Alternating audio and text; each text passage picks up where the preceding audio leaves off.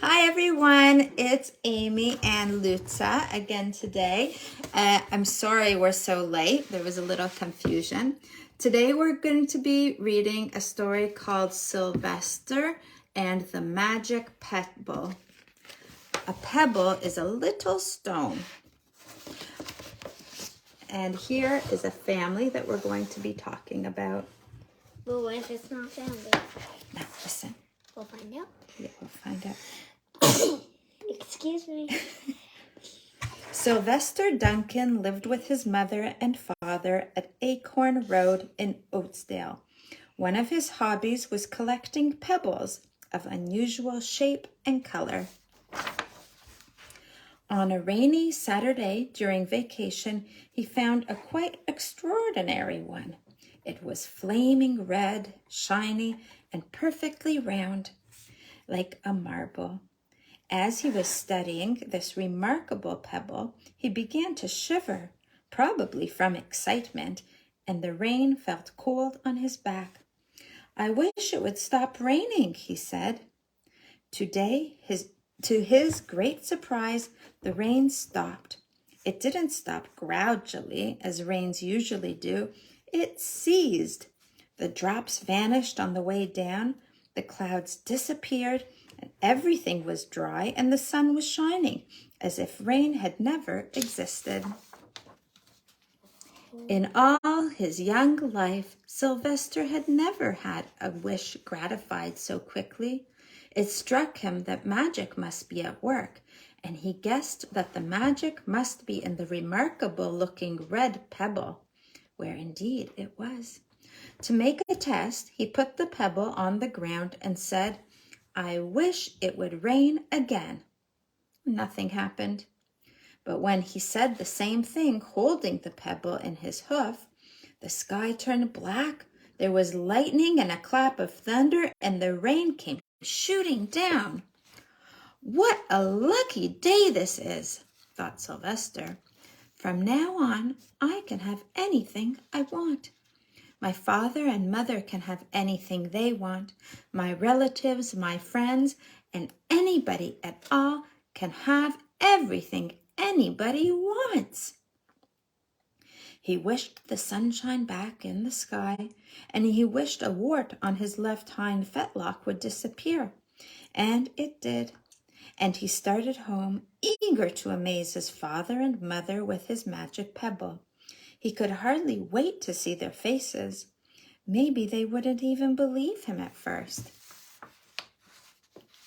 As he was crossing Strawberry Hill, thinking of some of the many things he could wish for, he was startled to see a mean, hungry lion looking right at him from behind some tall grass. He was frightened. If he hadn't been so frightened, he could have made the lion disappear, or he could have wished himself safe at home with his father and mother. He could have wished the lion would turn into a butterfly or a daisy or a gnat. He could have wished many things, but he panicked and he couldn't think carefully. "I wish I were a rock," he said, and he became a rock. The lion came bounding over, sniffed the rock 100 times, and walked around it and went away confused, perplexed, puzzled, and bewildered. "I saw that little donkey as clear as day. Maybe I'm going crazy," he muttered. That's a bit fun. And there was Sylvester. A rock on Strawberry Hill, with the magic pebble lying beside him on the ground, and he was unable to pick it up. "Oh, how I wish I were myself again," he thought, but nothing happened. He had to be touching the pebble to make the magic work, but there was nothing he could do about it. His thoughts began to race like mad. He was scared and worried. Being helpless, he felt hopeless. He imagined all the possibilities, and eventually he realized that his only chance of becoming himself again was for someone to find the red pebble and to wish that the rock next to it would be a donkey. Someone would surely find the red pebble. It was so bright and shiny, but what on earth would make them wish that a rock were a donkey? The chance was 1 in a billion at best. Sylvester fell asleep. What else could he do? Night came with many stars. Meanwhile, back at home, Mr. and Mrs. Duncan paced the floor, frantic with worry. Sylvester had never come home later than dinner time. Where could he be? They stayed up all night, wondering. Can you sit down, please? Thank you. Wondering what had happened, expecting that Sylvester would surely turn up by morning, but he didn't, of course. Mrs. Duncan cried a lot, and Mr. Duncan did his best to soothe her. Both longed to have their dear son with them. I will never scold Sylvester again as long as I live, said Mrs. Duncan, no matter what he does. At dawn, they went about inquiring of all the neighbors. They talked to all the children, the puppies, the kittens, the colts, the piglets. No one had seen Sylvester since the day before yesterday. They went to the police. The police could not find their child. All the dogs in Oatsdale went searching for him.